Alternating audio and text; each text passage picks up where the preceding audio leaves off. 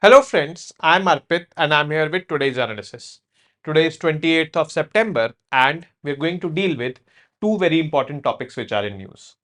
The first is Russia and China conduct a joint naval exercise. This exercise was named as Ocean 24, conducted in the Sea of Japan.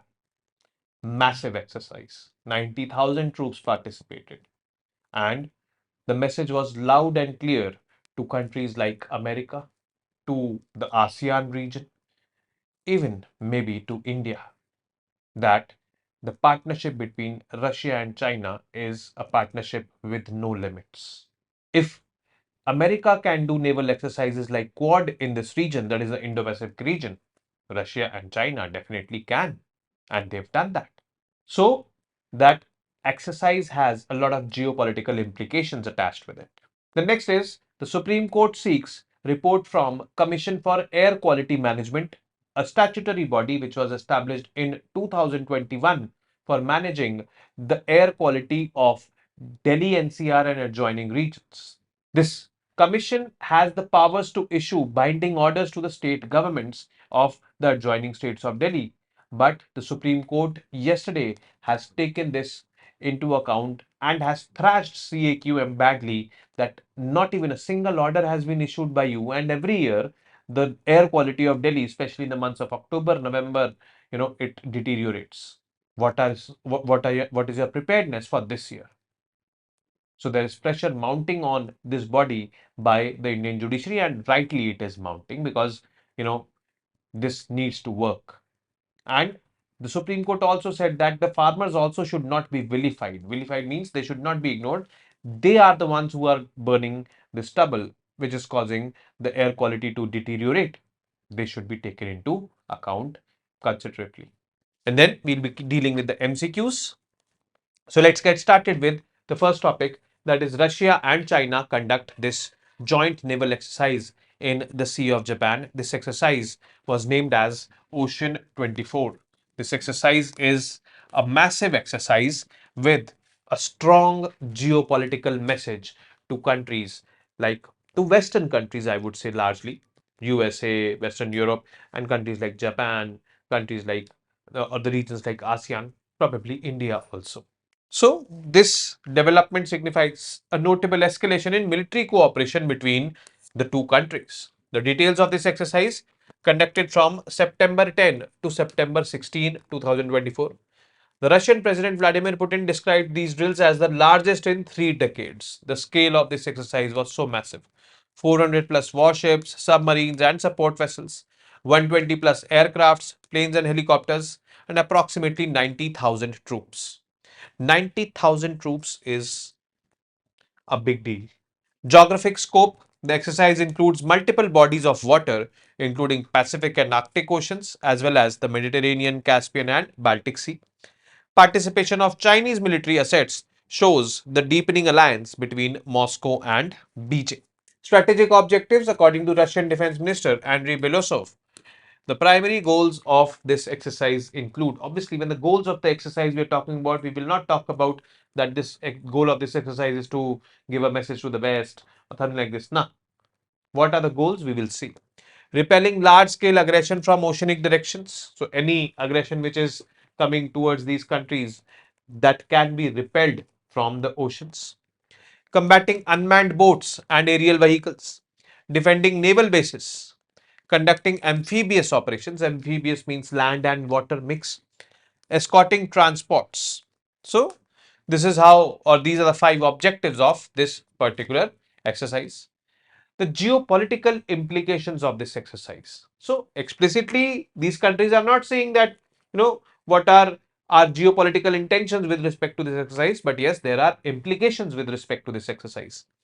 The first, the drills serve as a show of strength amidst rising global tensions. Rising global tensions. Russia, Ukraine is going on.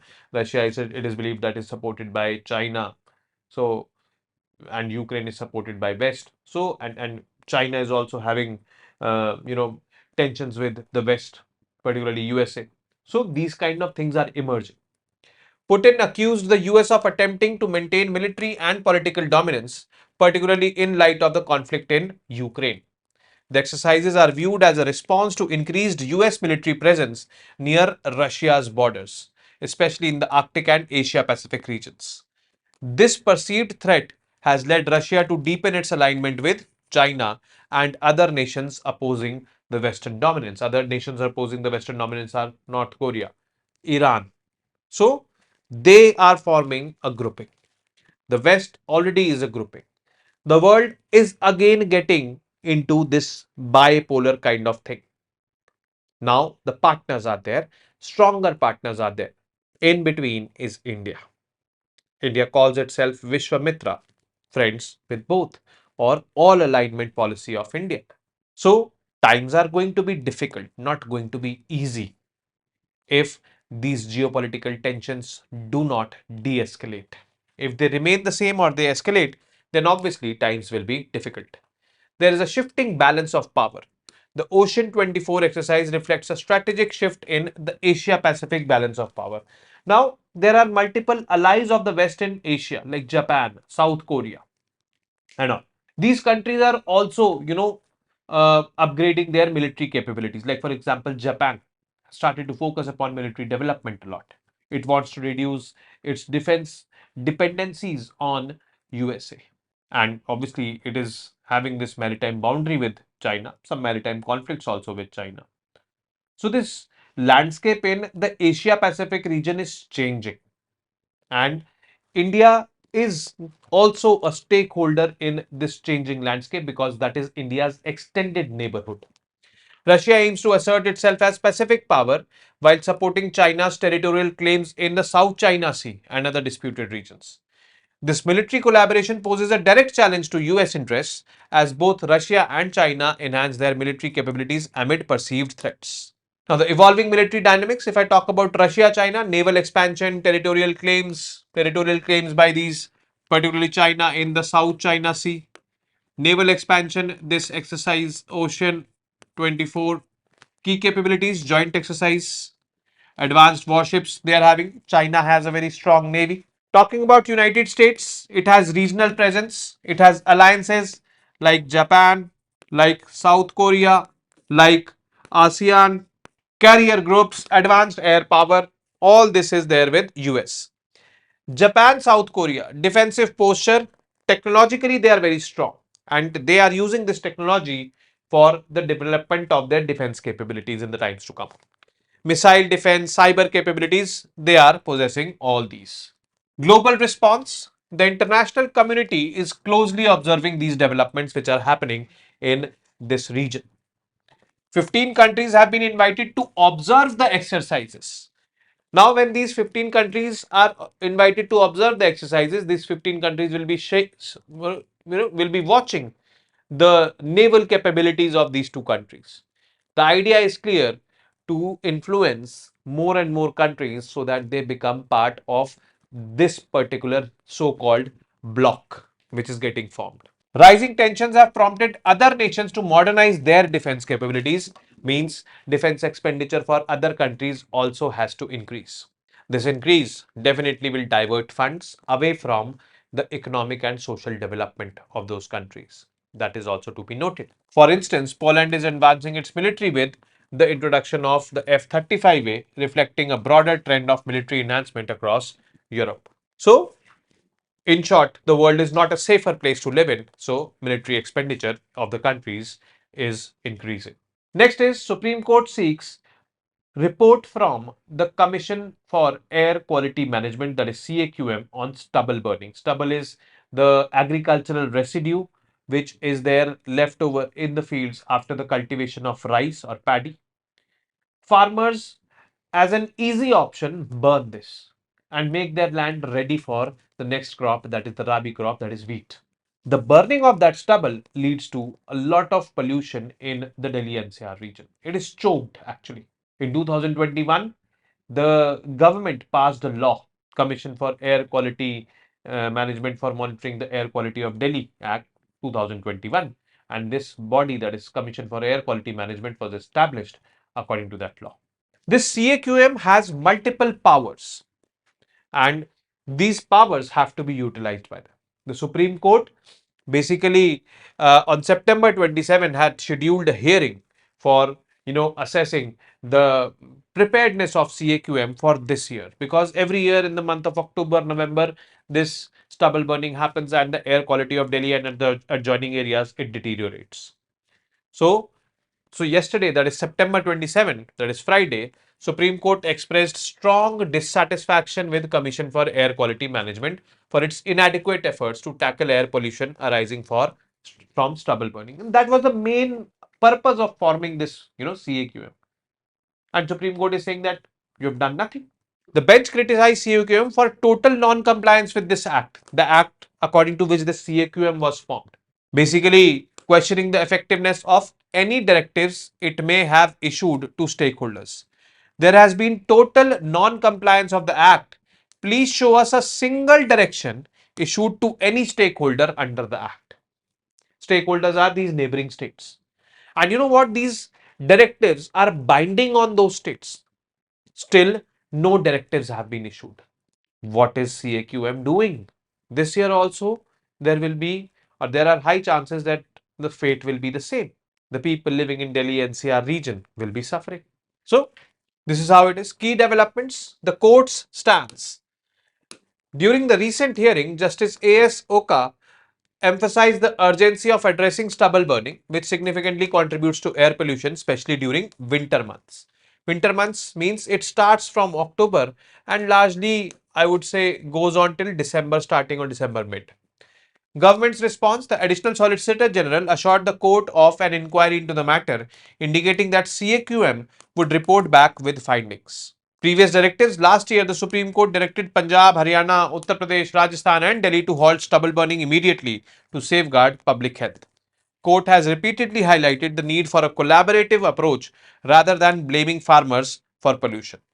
We should not be blaming the farmers only for pollution. Okay, they are doing it, but we should find solutions for them.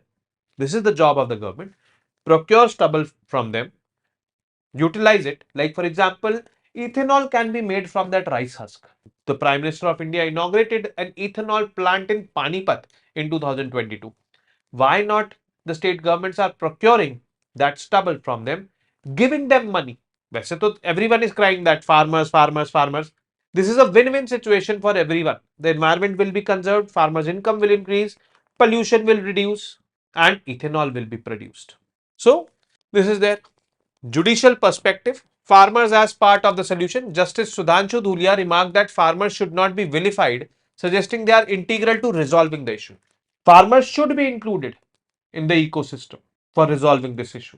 State government should be included. Central government should be included. And collectively, we can find a solution. This is what the judiciary is saying. Political responsibility. The court cautioned against treating pollution as a political issue, stressing the collective responsibility of all states to address air quality concerns. Role of CAQM. It was formed under the Commission for Air Quality Management in NCR and Adjoining Areas Act 2021 to coordinate air quality management efforts across Delhi and neighboring states. It aims to improve air quality through research, problem identification, and pollution control initiatives. The CAQM can issue binding directions, conduct investigations, and develop guidelines related to air pollution. But sadly, the Supreme Court has, scolded CAQM kind of that show us a single direction which you have issued till now when you have since you have been formed. Not even a single direction, and your directions are binding, you are so powerful, but still you are not utilizing your powers in the right way. This is what the essence of that, I would say, reprimanding of CAQM was. Strategies implemented. CAQM has recommended establishing an ecosystem for utilizing paddy straw in industrial applications, including co-firing in thermal power plants to manage stubble efficiency. We can also burn this in thermal power plants along with coal. So that will reduce the coal burning also up to some extent. It can be used for making ethanol as well. Directions have been issued to 11 thermal power plants near Delhi for implementing XC2 management of paddy straw. XC2 means outside. Central Pollution Control Board, established in 1974, CPCB is responsible for monitoring and controlling pollution in India. Overall authority is with CPCB, providing technical support to the Ministry of Environment. Functions: it advises on air and water pollution control, ensuring compliance with environmental regulations. So water pollution also and air pollution also it is looking after. Now the MCQs. Consider the following and mark which one of them is our objectives of exercise Ocean 24. Repelling large scale aggression from oceanic directions. Combating unmanned boats and aerial vehicles. Third is defending naval bases. Only 1 and 2, only 2 and 3, only 1 or all of the above. Second is exercise Ocean 24 was conducted in which of the seas? Sea of Marmara, Caspian Sea, Black Sea or Sea of Japan. Third is consider the following statements with respect to Commission for Air Quality Management and mark the correct one. CAQM is formed for keeping the air quality of Delhi NCR region under control. It is a statutory body. Only one, only two, both one and two, neither one nor two. Fourth, which of these are powers of Commission for Air Quality Management? Issue binding directions to state governments, conduct investigations, develop guidelines related to air pollution. Find the correct combination. Now, yesterday's MCQs. Which of these factors impacted India's scientific progress during initial years of independence? Lack of funding for scientific research.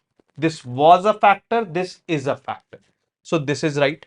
Bureaucratic control. Yes, this is also right. We read it explicitly. So the correct answer is going to be C for this particular question. Second, which of these were the consequences of India's first nuclear test in 1974? India got alienated by the Western powers. Yes, this is true. Nuclear Suppliers Group was formed. This was formed in 1976 as a response to the India's nuclear power test. So this statement is also correct. Sanctions were imposed on India. This is wrong. Sanctions were imposed after the second nuclear test in 1998. So only 1 and 2, that is A option, is the correct answer for this question. Third, the Initiative for Critical and Emerging Technologies framework is a framework between which two countries? It is very simple. It is not between India and South Korea. It is between India and USA. This is initiative. We should read it this way.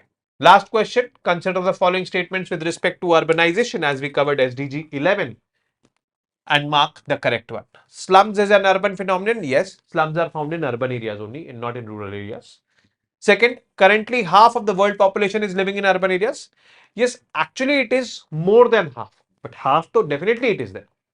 So considering this, it is right. So both 1 and 2 are right. C is the correct option for this question.